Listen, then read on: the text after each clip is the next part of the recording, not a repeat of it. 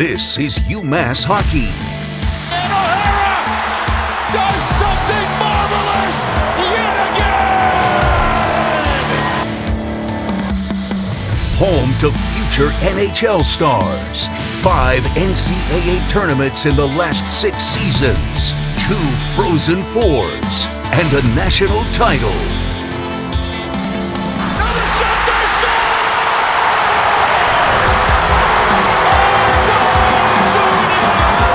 It's NewMass at a whole new level. Now, to get you pumped for all the Minutemen action on the ice, along with Nathan Strauss, here's the voice of the Minuteman, Jay Burnham. And welcome into another episode of the NewMass Minute, coming at you from the podcast emporium here inside the Mullen Center. Jay Burnham, alongside my broadcast partner Nathan Strauss. On this episode, we'll also hear from assistant coach Tommy Upton. Stay tuned for that conversation at the back half of the show. Nate, good to see you. Do you still have a voice after this past weekend? Well, I didn't on Sunday. I think I texted you and said I literally couldn't talk. 4 games in about 26 hours did a number on me. And unlike our good friend Tyler Murray, I don't have those medicated cough drops that get you right back to full health. He's got the good stuff. He's got the good stuff. So it took Sunday of not talking. Very difficult for me. But I think it's back. That's a form of torture for you. Yeah, I think. Yeah, because it started with the soccer game on Friday. Well, backing up before that, I guess. Would you do Friday? So hockey Friday night, and then that's right. And then soccer. I got to Mullins at 9:30 on Saturday morning. Soccer at noon. Went to help Cooper Boardman on the football side of things on Saturday for football, sprinted over to Mullins, grabbed a car for hockey Saturday night, so on and so forth. So yeah, that McGurk to Mullins sprint is not fun, especially the atmosphere, the attitude, unfortunately, at the end of that football game was difficult. So we had to kind of dust ourselves off and have a new mentality on Saturday night, which worked out for the Minutemen. They won on the ice. It did, and it was a much needed. It was a good close to the weekend, yeah. I would say, getting that overtime win, and definitely great to see so many people on campus too across the 2 days. Like family weekend, it's awesome. There's just so many people out there. A lot of great attendance, great vibe. Let's start Friday night. We'll talk about the Minutemen on the ice specifically here. First conference game, you take on a Northeastern team that had lost the previous week 2-1 to Army. Very tough contest. It felt like, and Coach Carve said this after the game, came out a little flat in that first period. Yeah, I mean, I would just say they played really poorly more than anything else. Like, they just did not play well. I don't think there was anyone who played particularly well. I'm not sure that there was anyone who played, Bo Cosme got his first career goal, which is great, but across the board, they just didn't have it. Yeah. And sometimes that happens, and you want those types of games to happen in October and not in February and March. But it was the first time in a long time that, it just looked like they didn't know how to play together. Mentally, there was a lack of connectivity, I guess would be a coaching term that they would say. But yeah, they just did not play well. And you could tell really early on that something was off. Yeah, Northeastern came out. I mean, they were ready to go. And, they had their own disappointment the past weekend. And then you give up 4 goals, really 3. One was an empty net at the end of the contest. 2 of those on breakaways. So I don't think you can put all that on Robble, or really any of it, because it was essentially 1-on-0 for 2 goals for Northeastern. Yeah, and Greg Carvel said after the game, Michael Robble was the only player that was deserving of praise. Really, he kept them in the game. The theme of the last weekend was odd man rushes. For whatever reason, whether it was spacing, whether it was kind of just the mental side of things, UMass gave up a lot of odd man rushes. There were a couple of fluke bounces too. The puck goes right over Owen Murray's stick. That leads to one of the goals. There's another goal that's given up on Saturday as a result of someone just blowing a tire. It's those are the bounces that you get when those happen over the course of the season. But you're right, odd man rushes, structure, discipline, whatever it is. And despite the fact, some sloppy play in the neutral zone, 2 turnovers that led to some opportunities for Northeastern. But regardless, you were in the game late and had a chance, with the goalie pulled at the end to tie things up. So I think maybe not the lesson you want to take out, but certainly you were able to stay in the game despite the fact that you didn't play your best game. Yeah, without a doubt. And I thought Northeastern played a really, really good game as well. Northeastern came ready to play. You could tell they scored in the first 2 minutes of each of the first 2 periods. They came out really, really fast. And I think they were ready to avenge their previous weekend, which was a loss against Army. So they played well. UMass played poorly. It was still a game. And then fortunately, you had a chance to kind of make things right the next day. And also, you'll see Northeastern 3 more times this year. Yeah. So pretty good that is the result that comes first rather than coming in the middle, because you know now what they're capable of and how they play. Yeah, so they got speed. They've got Ritzkovian and some guys, the top 6 that can really get it done. And Aaron Martino was really good. yeah. Oh, excuse me. Sorry, Giacomo Martino. Aaron is his older brother who played at Clarkson for I think 4 years and is really quite good. So yeah, I think he's Giacomo Martino, freshman of the week, good. Right? Yeah. So you have to turn the page, and what was really, let's just feel the pain for the broadcasters here for a second. You had soccer, we had football. So hockey, football, different hockey team the following night. It's so much easier when it's the same team back to back, but now you got to shuffle the deck. You got 300 names and numbers rolling through your head to take on Bentley. Yeah, and it's even tougher too because I've done Northeastern games for the last 4 years. So you know most of the guys. And there's about 50% retention across from year to year. So I know Vinny Borghese, right? Like I know the Ritzkovian family. 22. Yeah, 13. Et cetera, gotcha, right? Yeah. But for soccer, so this is going to be a little bit of a tangent. Inside baseball. Yes, Let's go. UMass was playing Oral Roberts on Saturday at noon in soccer. Summit League contest. First time in program history those two teams have ever met. Oral Roberts, they have a lot of like 5th year JUCO and NAIA transfers. If you go to their website and you're looking up player information, name, numbers, some of them don't even have their class year on the website. Yeah, so there's no information on them. This is a larger issue with college sports with all the transferring going on, is that most of the places will just copy what the last school had and paste it on their website. So you don't really know if you're getting great information. And then a lot of times they don't count if they're at a JUCO or a D2 or D3 school. But they don't get even this, put them in there. 3 of the players in their starting 11 didn't even exist on their online roster.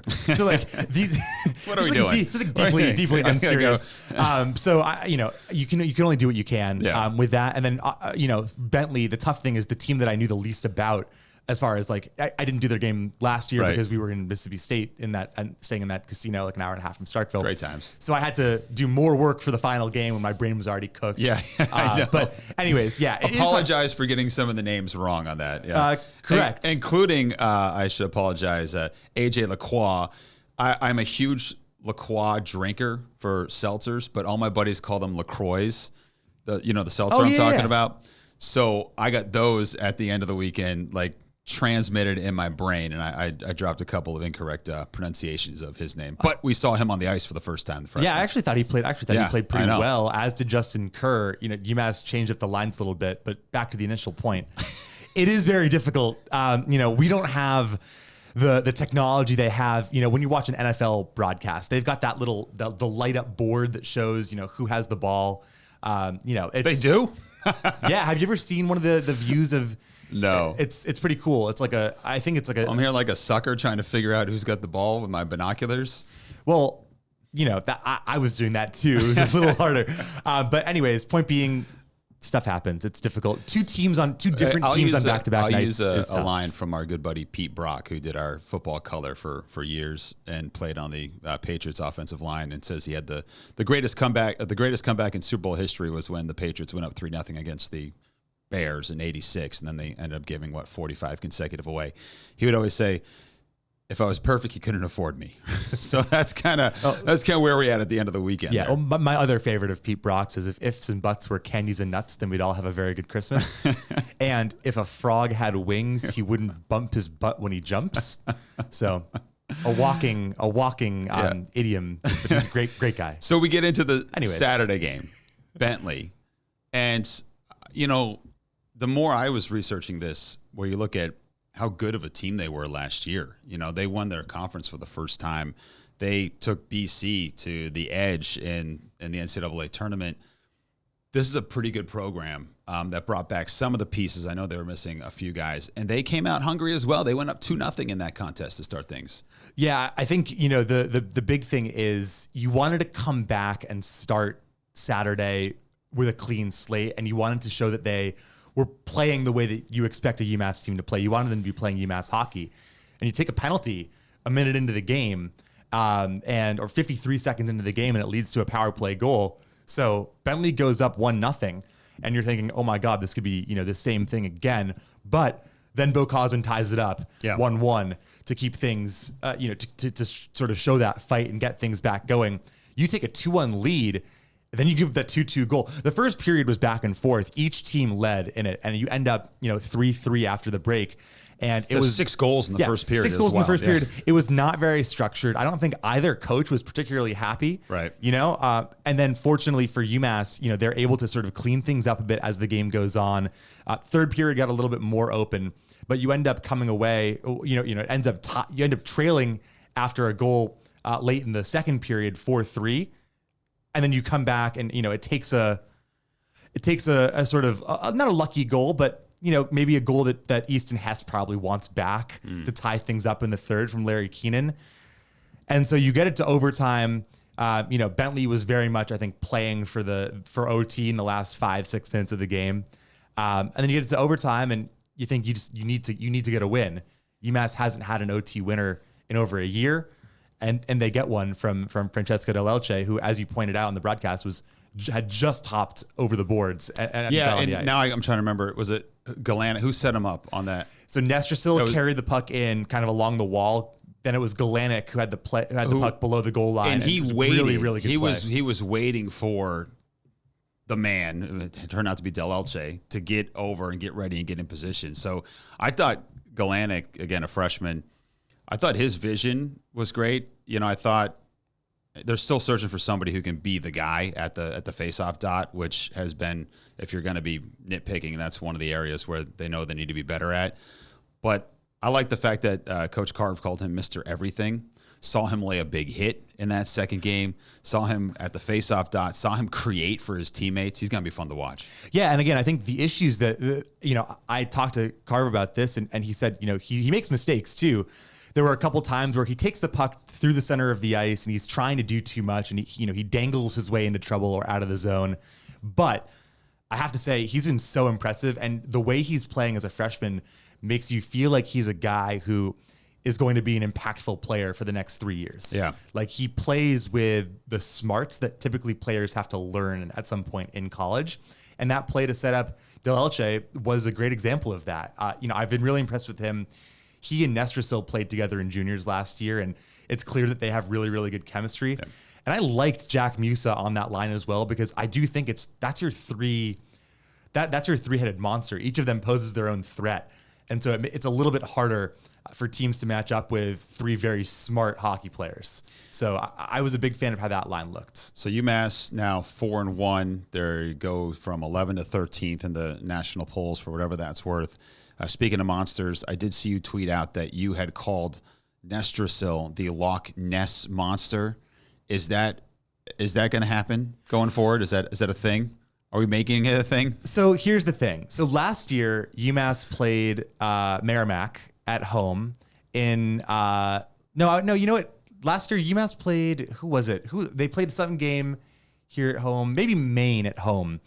No, it wasn't Maine. I got to figure this out in my own head. UMass played a game at home. Okay. Cole O'Hara scored a couple goals. As he does. And I said Colo Hobie, which was not scripted. It was kind of like totally off the dome. And then they tweeted it out, and that kind of became his like, okay. the tagline for the Hobie Baker push. Baker Award. Yep. Okay. The Loch Ness Monster, that is actually a credit to Jill Jakuba, who called him the Hawk Ness Monster, as in hawk as in hockey. But I like Loch Ness Monster because it's more simple. And he's a monster, right? He's 6'6". Well, I think it's his size and the way he like fluidly moves. Yes, it's like because eel-like or whatever. What is Tessie? What is she? Not an eel. She's a prehistoric whatever. Yeah, dinosaur. When you see him, especially on the power play, like he'll come into the near post and then just kind of float away. He's snaky with it, not in a bad way. He's like he slithers his way in. Yeah. If at some point we get to see him take a penalty shot, or when he eventually scores a Michigan. It'll be the Loch Ness Monster. He is very much real, though. Like, I know there is some sort of doubt about whether or not the Loch Ness Monster ever existed. They did not. But Nestor still does exist. So he gets his fifth goal, which now leads the way. And the fifth goal he scored was kind of a scrum out in front of the net, and him and Musa were there, and he ends up just banging it home. So I mean, also just being around pucks and being in front of the net has certainly helped him. Now just a handful of games into his career with 5 goals already. Yeah, and again, like you're 6'6", so they've been using him as the net front guy on those power plays because he's a big body, but he also has really good hands. So when it comes to deflecting shots from the blue line, but also cleaning up things in the crease, he's able to get down really quickly and locate the puck and push it in. And that's a skill that is learned, and he has that ability because of his size. So he's a problem. Like he is a problem. And when he's out there, again, like 6'6", that's small forward height. Yeah. Like again, you're talking about someone who is, head and shoulders above the crossbar when the goalie is in the butterfly. It's a matchup nightmare. And so I'm very excited about him.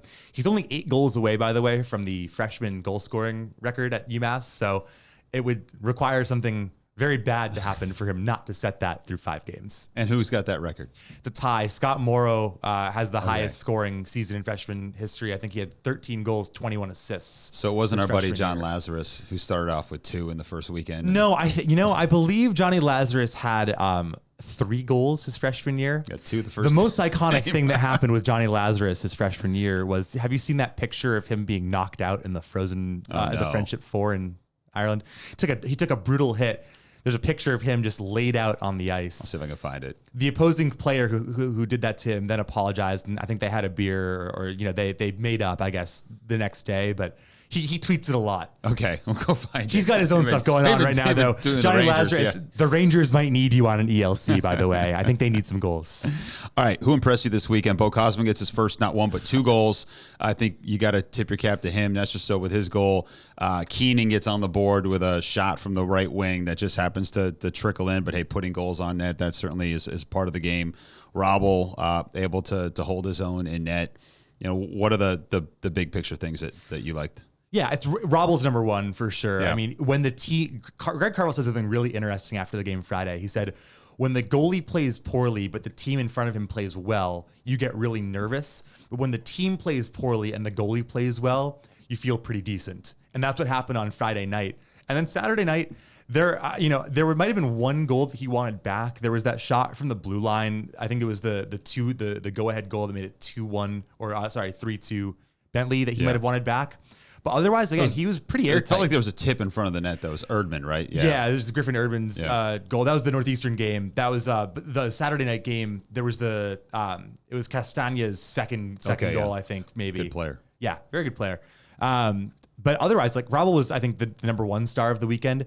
And then you got to shout out Bo Cosman. I talked to his father, Jeff. The whole Cosman family was actually in town on Friday. And I said, just so you know, like he's going to score tonight.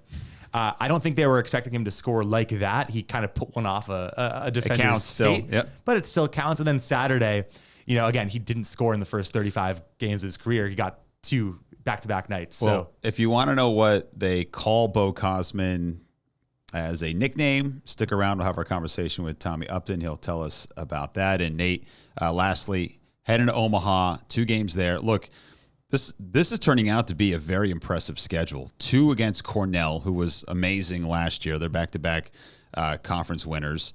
And then you've got Maine, BC. So a very tough test on the road. Really your first true road game out in Nebraska. Yeah, and look, Omaha, they've only played 2 games so far this season. They had 1 series against Minnesota State. They split. They got outshot pretty heavily in that series, and Minnesota State looks pretty good right now. But Omaha, they've got 13 CHL players on their team. So they completely embraced. Yeah. So they 13 CHL or U Sports players. All those U Sports players came from the CHL first. So they're an older team. They're going to be very different from what UMass has seen so far. And in Simon Latkozy, they have one of the best goalies in the country as well on the smaller side, but he's someone who is really, really good, very experienced, a senior. So it'll be a test. It's also it's in a big road arena, Baxter Arena in Omaha. So the team leaves, in the middle of this week. They'll have plenty of time to be out there and prepare. I'm very excited. I've never been to Nebraska before. So if anyone has any Omaha check that off tips, your list. Don't you keep track of your 50 states? I've got 6 to go. Nebraska will be number 45. So you can't beat it, I guess, in the land of Lincoln. That's it, baby. Broadcast details. I'll be at Central Michigan. You'll be there for Friday, Saturday. Yes, 8 o'clock Eastern puck time, drop, so 7 o'clock local, 7 o'clock Central, and we'll have the pregame show, the Milton Cap pregame show, half an hour before. So should be a lot of fun. Colin Casey and myself will be out there, and it'll be great. I'm excited. Yeah, should be fun. We'll be tuning in. Thanks so much. And just so you know, since I declared my fandom for the Calgary Flames this year, they've lost 6 in a row. Good. Gavin McKenna. Welcome to Calgary. He's from Alberta too, apparently. Yeah, he's from. No, I think he's from Saskatchewan. Oh, right. He's someone posted a picture of him as a kid wearing a Flames. I think he's from Whitehorse. Jersey. I think he's from Whitehorse because I know he's native, which is pretty cool too. Like he's from up there. So, but Western Canadian kid, would be a great fit. I can just picture it, right? You've got McKenna at center and Idar Suniev on his wing. And that'd be great, man. Exactly. Yeah. You go from there. We'll do. I think maybe next week if we get time, we'll gather up kind of all the alums that are playing not only NHL but AHL and other professional leagues. I've got it in a spreadsheet if you want it already. But share that baby with us. Yeah. All right. And we'll also talk to maybe some newer folks as well. Yep. Some folks. Yep, we're lining them up. So we got some special guests. Just text us if you want to come on here. Just text us. Sounds good. All right. Good luck, buddy. Awesome. Enjoy Mount Pleasant. All right. Stick with us here. Coming up next, we've got assistant coach Tommy Upton, Tommy Two Fists. We'll talk with him about the team, about his journey, and about what makes him so special.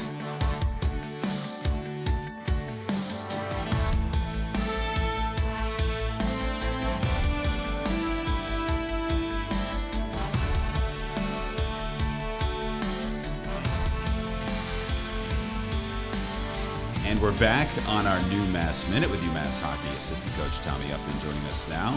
Tommy, how you doing, man? Good to see you. Thanks for being here. Good to see you. Thanks for having me in the man cave here. Working on a name for it and sponsorship. Yeah, I'm not creative like that. Okay. So I'll leave that to you. You're the nuts and bolts guy. Yeah. That's a good way to put it. I appreciate you stopping by. You guys had a busy weekend. Yeah. Obviously, Northeastern, your first conference game in town, and then the Bentley overtime win. One win, one loss. Yep. How you feeling about, the squad over this past weekend? Yeah, the squad in general, great. We really like the team we put together. We like number one, we love them as people, and the character on this team, the integrity on this team is as high as it's ever been, we think. And then we love the identity of our team. Carby talks a lot about being fast and hard, and we got guys that can skate. We got guys that are hard, and I think you've heard this. We're probably the biggest team in college hockey. Heard that. So we fit the identity really well. Does that mean that we're going to win every game? We need to do a lot of work, like everybody, to win games. But the identity is there, the effort's there from the boys. Obviously this weekend, didn't think it was our best performance both nights either, for whatever reason that may be. That's our job to figure that out, obviously. But the resilience in the group has been impressive. I'll say that. That was one thing I was thinking of yesterday on Sunday when I was cutting film, is I was like, man, we were down in the Northern Michigan game. Yeah.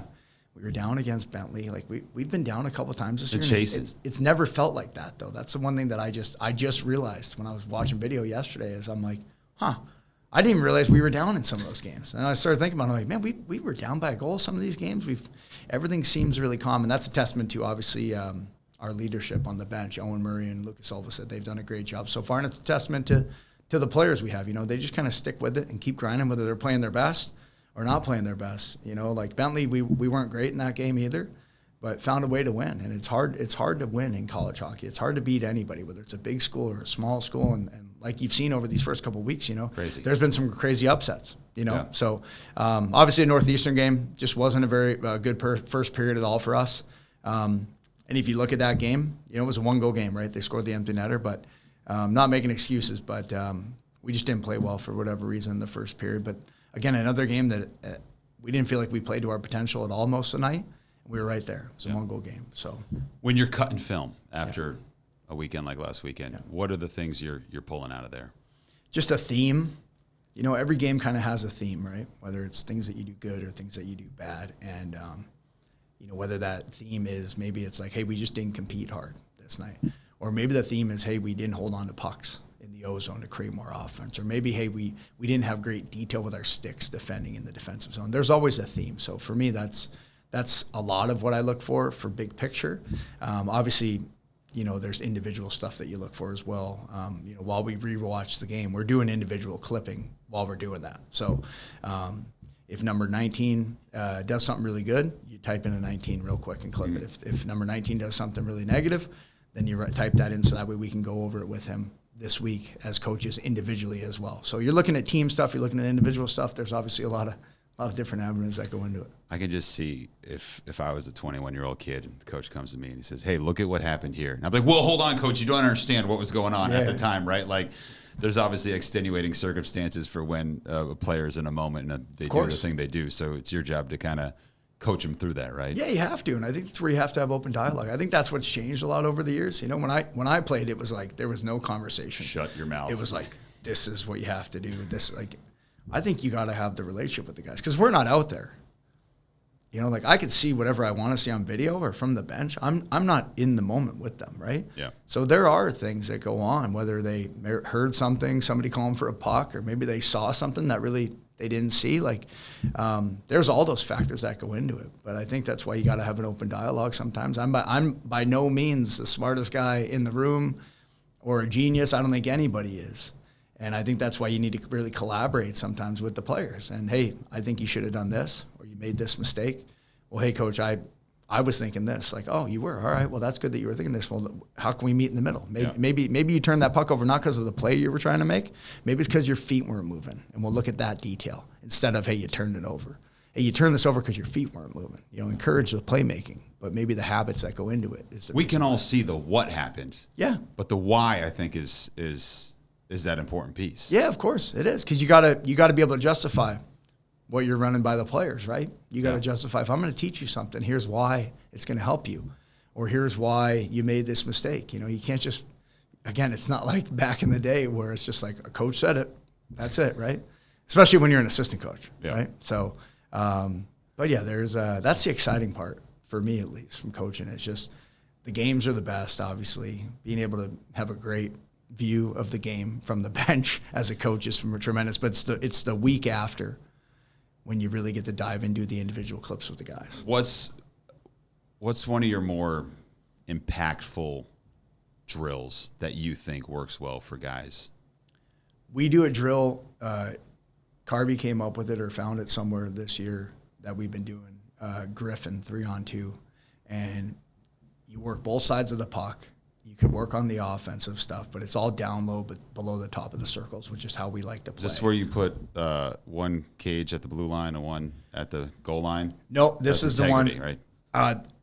That's integrity. Okay. Yeah, integrity, obviously, that's UMass hockey through and through. But this one's a newer one this year. We've liked it a lot. I think our guys like it. It just really relates to how we like to play. So it's 3-on-2. 3-on-2 in the corner. Okay. And the two guys defending have a release player on the far side dot. And so they have to win that 3-on-2 battle in the corner and then release the puck to their offensive guy. And then they get into an offensive. And then that activates their 3-on-2. But from an offensive standpoint, it's all making plays below the top of the circles. It's being able to hold on to pucks and cutbacks with pucks below the goal line, and be hard and heavy on the quarters, puck. right? Oh, yeah. Like, yeah. Yeah, so that's one that's personally I've really liked that one this year. I saw you guys doing that. And it's just active. It's just like constant. And guys are sprinting in and sprinting out. Oh yeah, I had to run the pucks on that one last week because Nolan was gone. Usually Nolan runs the pucks on that one. He's got better hands than I do. He passes a little better than me, and I had to run, and things were happening a little quick for me. My brain didn't work that quick when I was playing, so now it definitely doesn't at 40 years old. Hey, we heard from Coach Masslers last week. He said it's best if a goalie doesn't think. So maybe if you're just moving that quickly, 100%. Just stop thinking. 100%. Oh yeah, I've heard that a lot. Can you feel like, hey, the guys really enjoyed playing that drill or doing that drill? Yeah, you could tell by the energy. I mean, these guys are great though. They bring energy in everything that we do. Again, that's a testament to our leaders. Yeah. And our older guys that may not have a letter on their jersey. They bring energy, and that's how we like to play. Let me talk about one of those guys. Yeah. Bo Cosman. Oh yeah. How about this? The cheese, we call him. Wait, hold on. Yeah, Why? Bo Cheese. Bo Cheese? I started calling him his freshman year Bo Cheeseman for some reason. I think it was from a movie I saw back in the day. I'm not sure, but and then it just shortened up to Cheese, and then the cheese thing's kind of stuck, so it's funny. It's fitting for him. He's a great kid. He's that's what I love about Bo. You can give him crap, he can give it back to you. Like you know what I mean? Like he's got a personality that's larger than life. He brings energy every day. He brings a smile every day. It's phenomenal. So, but yeah, the cheese. That's what I call him. At least it sounds like it's stuck with some of the boys too. The Cheeseman. All right, I like it. So he goes. I mean, he's been so close to getting his first career goal last year. Yeah. I think he's 30 plus games into his college career. Yeah. Gets a goal Friday night. Yeah. Then comes back and gets a goal Saturday yeah. night. But the reaction from the players, at least from where we were sitting after that first goal, and it also got you guys back into that game against Northeastern. What did you see from the team when that? Oh, just reaction? joy. Yeah. Just joy. Like, that's the best. You know, that shows you how important a player like that is to our lineup and to our bench and to our culture. You know, if you watch that clip, Mellenbacher, right, who was on the rush with him, Melly's so happy he almost falls over, for God's sakes, when Bo scored, you know. So, and like, was he trying to pass it to Mellenbacher because it was a 2-on-1? I'm not gonna, you know, I'm not gonna degrade the goal, his first goal, but it looked like he might have been trying to pass, got a nice bounce, you know. And went off the defender, right? Yes. Yeah. But that second goal, that was a legit. That was a good UMass goal right there, Bo Kosman goal. It was a shot from high in the zone. I think Nestor still shot it, and like Bo does, he's always moving his feet. He's always winning races to the net. He's hungry to go to those hard areas. He's not scared to go to those hard areas. And he went. Puck was laying there. Banged home a rebound. And he's got a toughness to him too, right? Oh yeah. Yeah. Oh yeah, he does. I mean, you watch him play, right? He goes a million miles an hour. It could be a brick wall standing in front of him. He'll run right into it. And get I think he also like beat out an icing last. I think it was Saturday night. Yeah, he just did. like blitzed down the ice, and then it was like, "Hey, I'm gassed. I'm getting off." Yep. But he won the puck. Oh yeah, 100%. No, fun to watch. It's great to see, and it's, you know, he came here and didn't get a lot of playing time his freshman year. He's earned everything he's gotten here, and it's been tremendous to see him get rewarded. When you look at, I mean, first of all, statistically, what I get to see is just really what's in the box score, and the box scores are pretty basic. Sure. We haven't kind of taken that next step at the collegiate level in terms of like getting really into it. The face-off numbers haven't been great. Yeah. Is that something you guys see, address, and how do you I guess mitigate that? No, it definitely is. You know, we've got a lot of new centers on this team. We've got some youth down the middle this year, and we've got a lot of left-hand shots. You know, Dewey's been one of our only right-hand shots that takes draws right now. So, just figuring out what works for us. Obviously, through the first couple of weeks, but it's definitely something that we've noticed, we've addressed. You know, we're working on face-offs at least 2 or 3 times a week with our centers after practice, and I think it's just something I think that we got to watch some video on it. We got to see some things, and the guys do a great job of watching video on their own of their draws. I know that because the guys have commented on that. It's just getting reps. You know, it's just getting reps and explain competing to in the circle. me. Sort of a new world for me. Lefty versus righty in the face-off dot. Like, what's the advantage? And it depends what the other guy is, I guess. Yeah, right? exactly. As well. That's the biggest thing. You know, it's easier in general. It's easier for guys to win draws on their backhand than it is on their forehand. It's just more of a natural motion with their arms and with their hands and with their bodies. So if you're trying to win a puck to your forehand, you're going against a guy who's trying to win a puck on his backhand. Like, sometimes it makes it a little bit harder, obviously. So, but again, it's just getting reps. It's getting used to it too. You know, like that's the nice thing about conference. Like Lucas Mercury last year, I think Merck was up there in the nation lead with for faceoffs. And we would talk all the time about faceoffs, and we would draw pucks all the time and do little drills all the time after practice. And Merck's biggest thing, I think, was his experience that helped him throughout the years, right? Like we're playing Northeastern 4 times this year. Yep. You're not telling me by the second or third game or fourth game when we play them, like Jack Galanic's not going to understand some of the tendencies of those centermen that he's going against, you know? So I think that's part of it as well, just getting familiar with guys in your conference and knowing, hey, this guy's a bigger guy, so my timing needs to be better. Hey, maybe it's a smaller guy, my power needs to be good here. Speaking of left-right, we get a shot from Keenan, who plays his offhand. Lefty defenseman plays the right side. Yep. He throws one on net. I think that tied the game on Saturday against Bentley. What are the advantages and disadvantages when you see a guy that plays his offhand from a defensive position? The disadvantage, in my opinion, is when you're getting pucks from your partner on transition in the neutral zone. You know, because you're facing your partner. Right. You're not facing up ice, right? Yeah. So in order to see what your options are up ice, you got to get that puck on your forehand, get your toes, get your shoulders pointed up ice to be able to see everything. You know, and a lot of players that maybe don't skate well enough or just haven't done it a lot, they play their offside and they limit themselves when they get that D-to-D pass from their partner because they don't fully open up to the middle of the ice, and all they see is pass to the middle or pass to the weak side. Which sometimes if that's not there, those usually aren't there because teams take away the middle, right? And if you turn that puck over, it's a bad turnover usually because it's going the other way. So I think that's the biggest thing that defensemen, especially that play their offside, have to get used to, just transitioning their feet, their hips, their shoulders. So how do you open up yourself to then be able to see the whole? It's just having the habit and having the ability to do it. Some guys, it takes a lot of it's a lot of footwork. You got to be a good skater to play your offside. Yeah. And Larry is, obviously. Let me switch gears for a second. Yeah. All right. You coach in the USHL. We've talked about this before, I think a couple of years ago. Yeah. You joined us on the TV show in Madison. Yep. I was curious coming into work today. What questions do you get asked in a head coaching position interview for the USHL? Or do they just say, hey, Tommy, you've been around.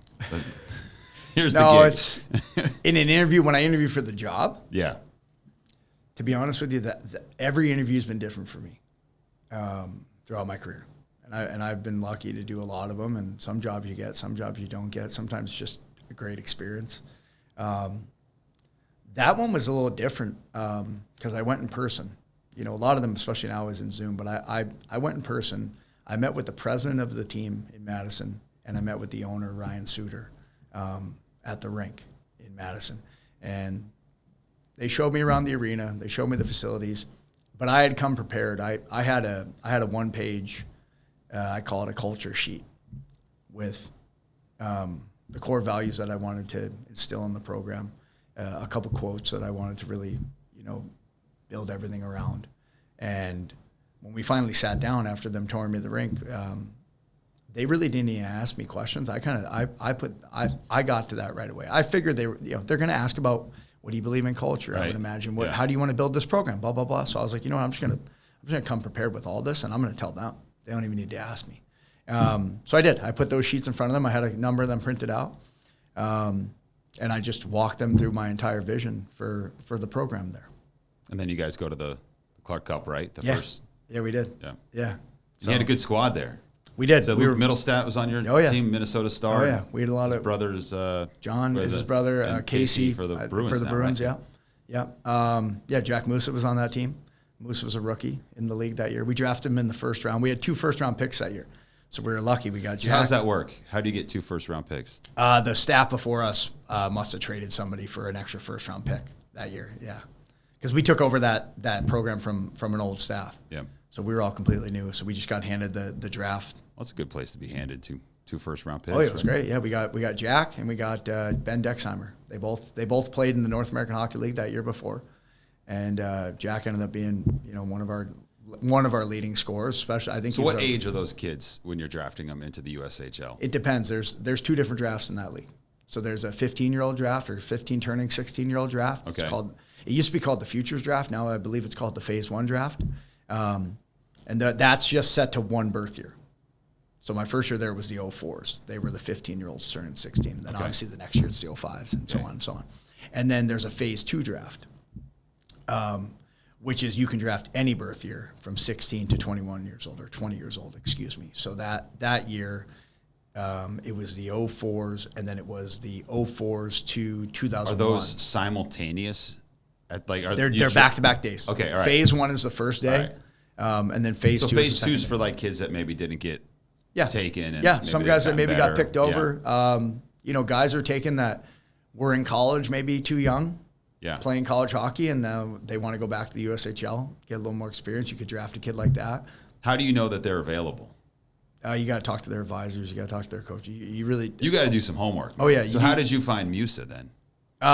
Jack, he was playing in the North American League. I knew his prep school coach, Bobby Ferraris, who coached him at, it's going to bug me. What's the name of the prep school he played at? Gosh, all of them played there. Jason played there, Joey. Trinity Pauling. Okay. Yeah. New York, right? Yeah.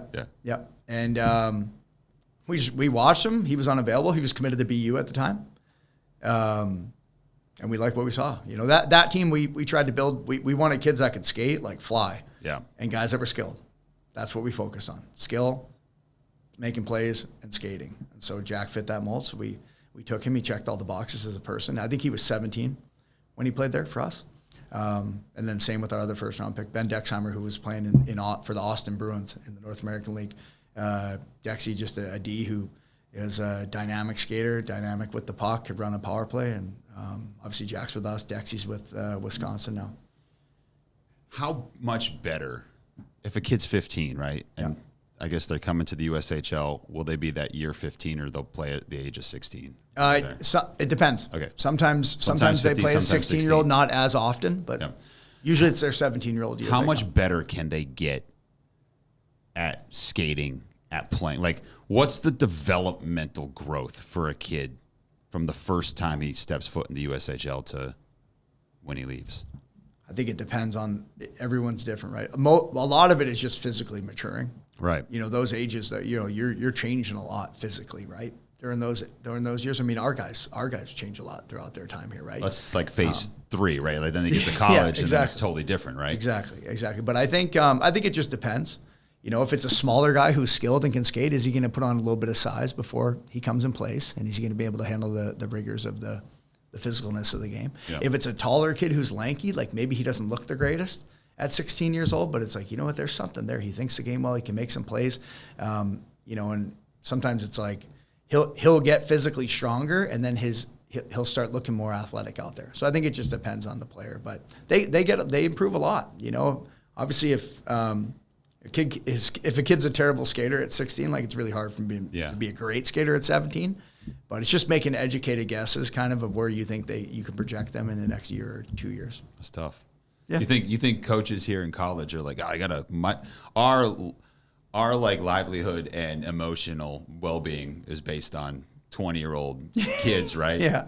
Put it on a 16-year-old. That's even harder, right? Oh yeah, it's hard. I loved it though. Coaching that league's great because they're at such an age where you can impact the heck out of them from a developmental standpoint. And a lot of that development, I think, is just maturing. Yeah. You know, you can impact them as leaders and all that. Like that's really exciting for me. But it's tough sometimes for those kids in that league, especially because most of those kids have been the best players on their team their entire lives. Right. They've never sat on the bench. They've never not been on the power play. They've never been healthy scratched. You know what I mean? Yeah. So, like, they go through those ups and downs, and that's the exciting part of coaching in junior hockey is being able to help kids out through that, and you see them mature through that. Do you think because you coached and had success in the USHL, does that give you a little more insight as to, I guess, how to scout the league or what to look for? Yes and no, yeah. I mean, having insight, I think it's more on the different organizations in the league. You know, like, hey, I know this head coach here in Dubuque. I know he does a great job. So if we have a kid from Dubuque, we know he's going to get coached the right way and develop and all that. So, yeah absolutely. I think it's a little bit of an advantage. I would think so. We've seen a couple of players, and Nate and I have talked about this, about the Canadian major juniors, right? And we've seen a couple of guys already on the ice from other teams that have joined us. Now I can't remember the guy's name from I think Bentley had one that played 5 years there. Yeah, I think you're right. And Ramonski. Northeastern, I think, had a kid. Yeah. Well, a kid or two, yeah. I guess your just general thoughts on kind of what's next in terms of college hockey and incorporating some of those guys. Yeah, I mean, obviously, it's great. It's great for the game in general. It's going to bring more players to college hockey. It's going to bring more top players to college hockey. I think at the end of the day, though, you can't lose sight of what you do as a program, you know, what you believe in as a program, because there's good players everywhere, right? And if we don't have any major junior kids on our team this year. That wasn't by design, but going into this whole change last season, we were very like, all right, let's just do what we usually do. You know what I mean? Let's continue to hit our normal areas. Obviously, we've been up in Canada more now. We've watched major junior now. We've got kids committed to us that are playing major junior now. But we weren't going to just, jump over the border into Canada and strictly recruit major junior. We've got a great product here in America with the USHL and the junior leagues that we have, with our AAA programs, getting some younger high-end kids that we've been able to get here over the years. So we were kind of just like, all right, cool. Let's add that, but let's not just solely focus on that. Right. And I think at one point, I'm thinking now, a couple of years ago, we had just one kid from outside North America. Now you've got couple of Czechs, a couple of Swedes, internationally. And I don't know, how does this affect you from a recruiting standpoint, you personally? If you're the guy that, like, how do you interact internationally with some of these kids? You know what? Again, it's just relationships with advisors over there, or guys that represent kids over there that we trust, coaches that we trust, people that we trust over there. It's no different than what we do here in America. You know, it's just for some reason the past number of years it's been more and more and more from Europe, which has been great. You know, but at the end of the day, we're all looking for the same stuff. You know, we're not going to look for something different in a European player than we do in a North American player, right? So if it's the kid that fits you as a player and fits you as a person and fits in with your identity, then you know he could be from Mars. I don't care. Whatever's going to help us win games and help our culture continue to grow. Let me go back to this weekend. Okay. There was an odd play. Michael Robel lost a blade. Yeah. I don't know if you noticed that or not. Yes. But how did that happen? And I guess the good news is we've got Josh Penner on the equipment side. To make sure that was mitigated quickly. Oh, yeah. To be honest with you, I didn't see it happen. All I know is that I heard someone on the bench be like, Mike's blade's out. And he's I look over and he's off the ice, like he just tore an ACL. Yeah. Sliding on one skate. It happened in practice, I think on, what was it, Wednesday or Thursday maybe? Larry Keenan had a skate blade pop out, got it fixed, came back into the drill, same skate blade popped out the second time right after. So. But with the goalie, you got to be quick because – Oh, yeah. I mean, remember last year for you guys, it was against Minnesota. Against Minnesota. They couldn't bring their what's the grace period there to allow the goalie to get back on the ice? A couple minutes, right? To be honest. Yeah, it's fairly short. You know, it's fairly short. And I don't know if there's a discrepancy between equipment and maybe an injury. You know, I'm not sure. I'm not sure. What do you when you think back to your time playing at Stevens Point? Yeah. What do you think's changed in the world of college hockey? And I guess what's kept you going, because you've been so dedicated that you've played with the Columbus Cottonmouths and the Southern Professional League, RIP. You've bounced all around to just try to get to this point, and you've been successful doing so. Yeah, oh my gosh. You just must love the game. Yeah, I love the game, and I was fortunate when I played to just build great relationships in the game with the people that I played with and was coached by. And when I got done playing, I wanted to continue to be in the game. And people are my biggest thing. I love being around people, love interacting with people, love being able to impact, young athletes. And that's what I love about coaching, is the relationships that we get to build every day. But yeah, a lot's changed in regards to the landscape of recruiting and where guys are coming from and all this stuff. And even advisors, I've mentioned advisors, there wasn't many advisors, 20 years ago. But at the end of the day, the essence of it hasn't changed. Hockey players, in my opinion, are the best athletes to be around. They're genuine, they're realistic, they're tough. I absolutely love the interactions with our guys and every kid that I've coached. Sometimes those interactions are great. Sometimes they're a little negative, depending on what you're going through at that time. But the essence of it hasn't changed over the years. How did you end up at Stevens Point? I played junior hockey in the North American Hockey League, and I just got recruited to go there. And I actually got recruited by Salve Regina also, which is in Newport, Rhode Island. Okay. And this is in 2005, 2006. So, the internet was around, but it wasn't like it is now, right? So I remember just being like, what's this Salve school? I have no idea, right?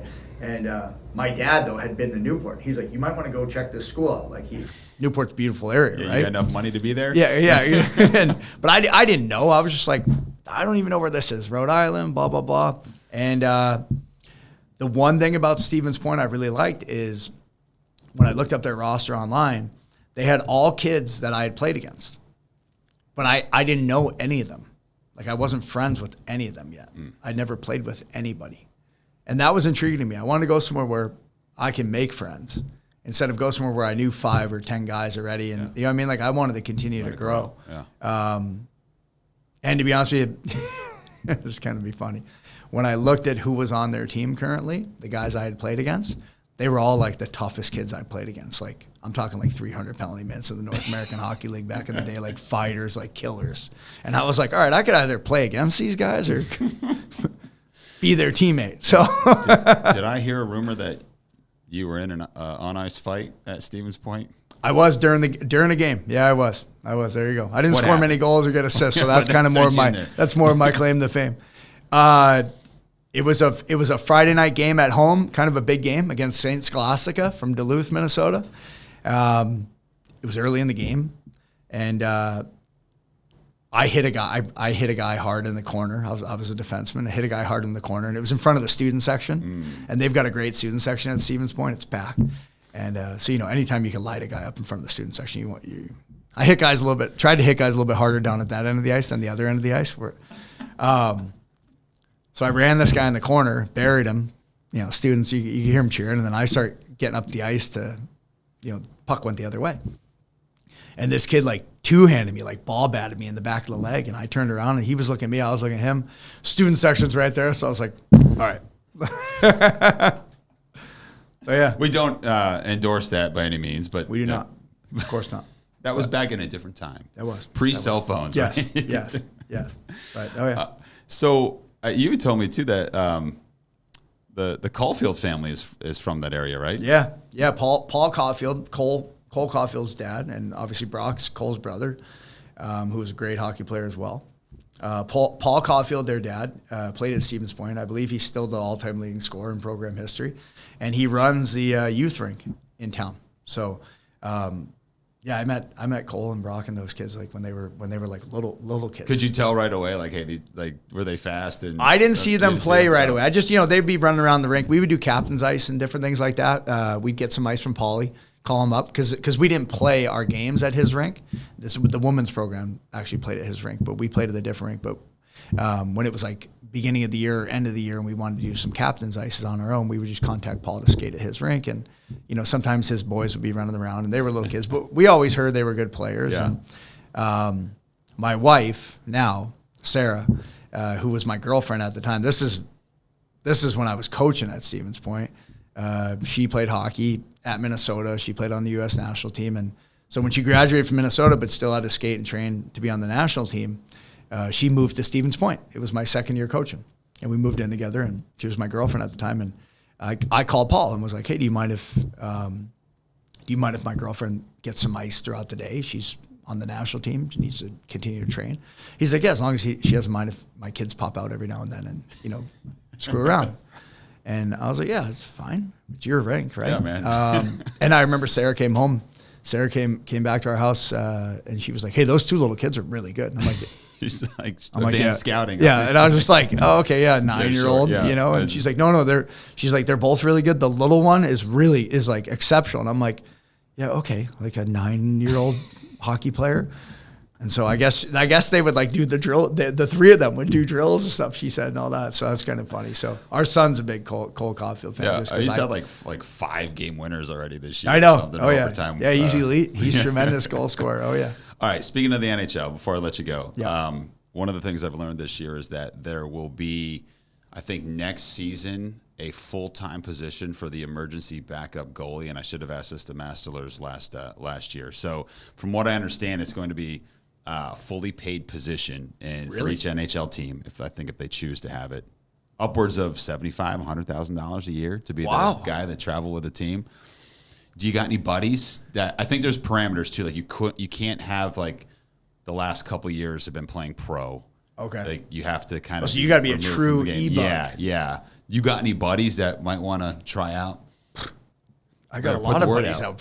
ones that aren't even goalies that would want to do that. Hell, make $100,000 just hanging out, eating the buffets on the road, Man. and flying in planes. That's worth another $50K. Oh at least, yeah, right? I got a lot of people that would do that. 100%. You got to put the word out there, right? I'm going to spread that word. I didn't hear that. That's Yeah. incredible. Is that true? Yeah. Shoot, we might lose Maz. Maz might go to the NHL. Jeez. Good times. Good luck in Omaha. Thank you. All right. First time the UMass program in the state of Nebraska. You ever been? Really? Yeah. Oh yeah. Been to Omaha a ton. What they are have a we in beautiful, for? beautiful rink. They've got a great team. They do a really nice job there. Yeah. Really nice You job. saw them last year, but out in, was it Vegas? It was in Vegas. We Yeah. played them. Yeah. I think we lose in OT. We lose in OT. Yeah. That's right. Yeah. Good program. Good team. Coaching staff does a great job there. I've been to that rink actually. the rink's beautiful there. They have a great setup. So It'll excited, be a fun challenge. Excited, really good competition. Yeah. It'll be good. It'll be good for us to. I don't want to use the word bounce back because we won on Saturday, but from just our process and how we like to play, it'd be a good opportunity here to hopefully come and show how we can play to our potential. Middle of the season, get you back here. Is that okay? That'd be great. Cool? I'll come back next week. All right, great. I like talking. All right, man. Thanks so much. Good luck. Thank you. Appreciate it. All right, that has been this episode of the NewMass Minute. Massachusetts on the road this weekend. We'll be back the following weekend. We hope to see you at the Mullins Center. For Tommy, I'm Jay. Until next time from Amherst, saying so long.